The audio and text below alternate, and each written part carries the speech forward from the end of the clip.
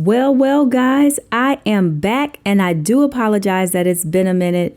Life got a little crazy for me and I had to take some mental health time and do some growing to sort through some things and reconcile some things within myself. And I'm not going to lie.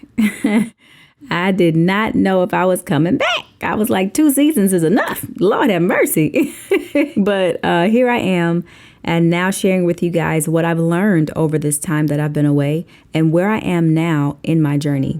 Man, we gonna talk about some stuff this season, y'all. Do y'all hear me? But first, we're gonna talk about me. So let me reintroduce myself to you. Never too late for you to embrace who you are. It's never too late to embrace who you were designed to be. It's your girl, Lenita Harris. And some of you may know me as a wife, some an actress, some a praise and worship leader or singer, a spiritual advisor or mentor, maybe a relative or a friend. And for those of you who don't know me, at the end of the day, man, I'm just a person who absolutely loves God and people.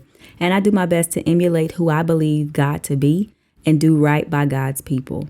I believe succeeding in those 2 areas to be the pinnacle of life, or mine at least. And so now that I've told you about the core of who I am, let me tell you what I do and what I've done. So I walk with people in life. Growing up in church, when they talked about discipleship, baby, I took that thing to heart. Do you hear me? Also, my mother has a PhD in psychology and my father is just wise. It seemed like he mentored everybody. And my birth parents have never lived in the same house. So that's a fun fact about me. They were teens when they had me, and my dad became a Marine shortly after I was born. And my mother finished high school and went off to college. And I'd say that despite the odds and the distance, they did a really good job raising me. They each most certainly gave me their best. And they did have tremendous help, too, which is why I said my quote unquote birth parents up there.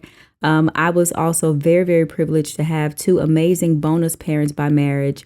And I've had a lot of other honorary parents throughout my life. And so it really does take a village, y'all. Now, I lost one of my bonus parents, and that was why I almost didn't come back. My Lord, she was awesome. And she was looking forward to hearing my next podcast releases. And I know she would have wanted me to continue, though. So here's to you, Mom. It took me a minute to come back, but now that I'm here, child, let's talk about this gray area. Whew. So what is the gray area? Remember I was talking about discipleship earlier? Yeah, well, that started for me like 18 years ago or more. I don't even know. And has spanned for more than half my life. I've listened to people's hearts and helped them through many of the absolute toughest times of their lives, all while depending on God and asking for His wisdom on how to best help them.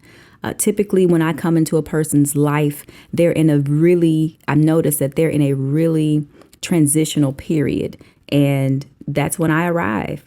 And I'll help them through that transition. And then our lives will just kind of naturally part. And we'll go on and do different things, but still check in with each other, throughout the years. And, whenever we talk next, me and that person, it'll be like nothing has ever happened. It'll be like no time has even passed, even though a lot of time has passed. And so throughout all these years, over a decade, almost 2, of walking with people, I have noticed that people have had some strong, very valid questions and situations, and just regular scripture and religious rhetoric wasn't helping them. So I would analyze their situations and hearts and break things down in an analytical way along with the scriptures, if applicable, and give them actionable steps on what to do to make their situation or character better or change it altogether. And they had questions and situations in the gray area. The gray area is that part of life and a human makeup that isn't typically covered in a pulpit, but is vital to living life. And so for the best of my ability, I showed them how God could fit there and was already fitting in to what they were doing. So basically, I took the religion out and just did life with the people. And man, have I met some wonderful, wonderful, diverse people. So on this season and next season of Let's Talk About It, I'm bringing to you guys the religious things that I've had to not necessarily unlearn, but just had to expand boundaries in.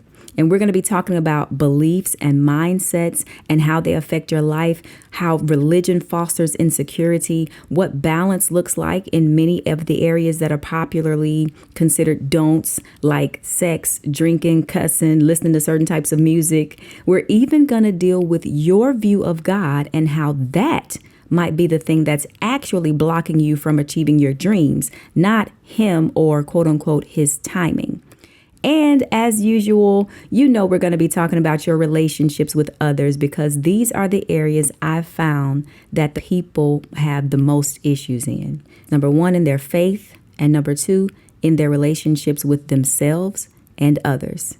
So, y'all get ready. We're going deep, y'all. And this time, I want to hear from you when we do. So now you can communicate with me at letstalk@lenitaharris.com. So I want you to send me your thoughts, your ideas. If you have some questions, I want you to send them all to me there at that email address, letstalk@lenitaharris.com. I hope you're as excited about this journey as I am to share it with you. Thanks so much for tuning in to another episode of Let's Talk About It, The Gray Area, and I'll see you next week, same time, same place. Start all over. Start